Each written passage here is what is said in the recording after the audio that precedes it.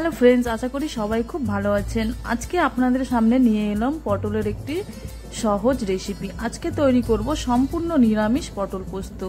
Perfect পটল পোস্ত কিভাবে বানাবেন তা জানতে সম্পূর্ণ ভিডিওটি দেখুন এবং চ্যানেলে নতুন হলে চ্যানেলটিকে সাবস্ক্রাইব করে পাশে থাকুন। তাহলে দেখে নেওয়া যাক আজকের রেসিপি। এইখানে আমি 300 গ্রাম পটল নিয়েছি। এইবারে আমি পটলটাকে ছিলে কেটে নেব।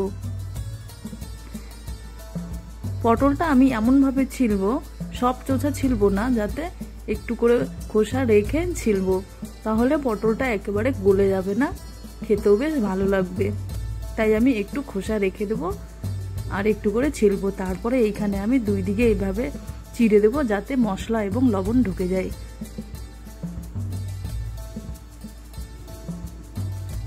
তারপরে আমি এইখানে পটলগুলো ভালোভাবে ধুয়ে নিয়েছি। তারপরে এইখানে লবণ ও স্বাদ মতো হলুদ গুঁড়ো দিয়ে এইবারে পটলটাকে আমি ভালোভাবে হাত দিয়ে এইভাবে মেখে নেব।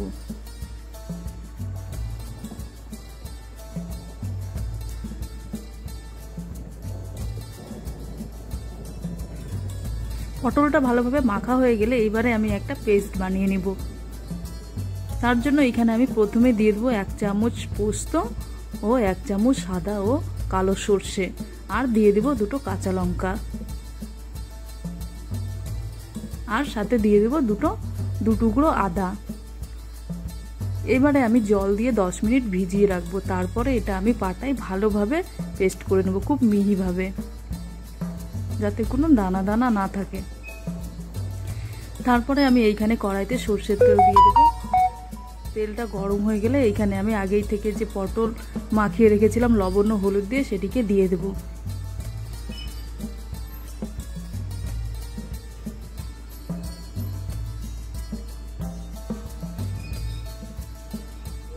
তারপরে এই পটলগুলো নাড়িয়ে চাড়িয়ে এইভাবে এপিট ওপিট উল্টিয়ে আঁচটাকে মিডিয়াম করে আমি খুব লাল লাল করে ভেজে নেব, একটু নরম করে।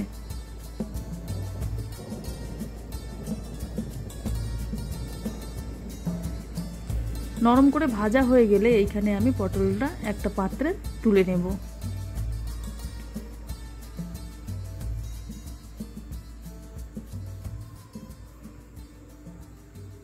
তারপরে আমি ওই তেলের মধ্যে দিয়ে দেব তেজপাতা, শুকনো লঙ্কা ও কালো জিরে ফোড়নের জন্য। তারপরে ফোড়নটা কয়েক সেকেন্ড নাড়িয়ে চাড়িয়ে এইবারে আমি আগে থেকে যে পেস্ট করে রেখেছিলাম সর্ষে, পোস্ত, কাঁচা লঙ্কা, আদা, সেটিকে আমি দিয়ে দেব তেলের মধ্যে। তারপরে আমি ভালোভাবে 2 মিনিটের মতো কষিয়ে নেব।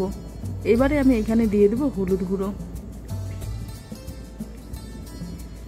হলুদ গুঁড়ো ভালোভাবে মিশিয়ে নিয়ে এবারে আমি মশলাটা আবারও 2 মিনিটের মতো কষিয়ে নেব।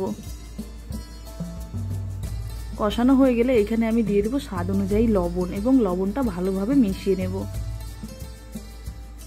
তারপরে এখানে আমি দিয়ে দেব সামান্য চিনি। আপনারা চাইলে চিনিটা স্কিপ করতে পারেন। কষানো হয়ে গেছে, তেল ছেড়ে দিয়েছে মশলা থেকে। এইবারে আমি ভেজে রাখা পটলটা দিয়ে দেব। মশলার সাথে পটলটা খুব ভালোভাবে নাড়িয়ে চাড়িয়ে এইভাবে মিশিয়ে নেব। আবারও 2 থেকে 3 মিনিট ভালোভাবে কষিয়ে নেব। ভালোভাবে কষানো হয়ে গেলে এইখানে আমি সামান্য জল দিয়ে দেব। বেশি জল দেব না, কারণ আমি এটা খুব ঝোল করব না, গ্রেভি করব, তাই 1 কাপের কম জল দিয়ে দিলাম, 1/2 কাপের মতো। এবারে ভালোভাবে মশলার সাথে মিশিয়ে নেব জলটা। তারপরে আমি এইখানে একটা ঢাকা দিয়ে দেব এবং কম আঁচে 5 মিনিট রেখে দেব, যাতে পটলটা আরও ভালোভাবে নরম হয়ে যায় এবং মশলা ভেতরে চলে যায়। 5 মিনিট পর আমি ঢাকাটা তুলে খুব সাবধানে নাড়িয়ে চাড়িয়ে নেব, যাতে পটলটা ভেঙে না যায়। জলটা অনেকটা শুকিয়েও গেছে।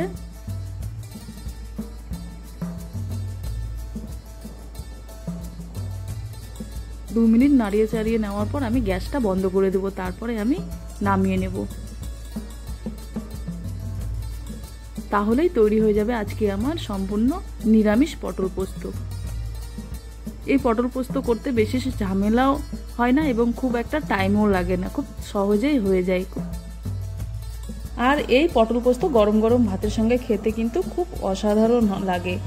আর আজকের ভিডিওটি যদি ভালো লেগে থাকে তাহলে অবশ্যই লাইক করবে, কমেন্ট করবে এবং চ্যানেলটিকে সাবস্ক্রাইব করে পাশে থাকবে।